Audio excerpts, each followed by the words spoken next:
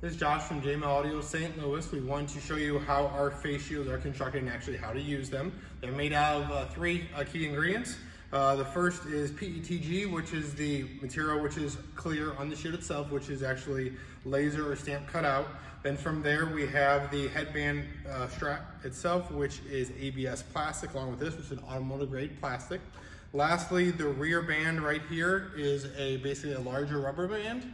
There is a version of latex in this, so if you're allergic to latex, be sure you put something behind to protect your skin. These are cleanable. You definitely want to clean them using soap and water, not any sort of bleach materials or any sort of heat. This is basically designed where on the strap itself, we can actually tighten up the strap this way, or from this side on this way, or we can loosen up the straps in the same method. Basically, we pull the front of this strap here, put it around you. It goes on like this.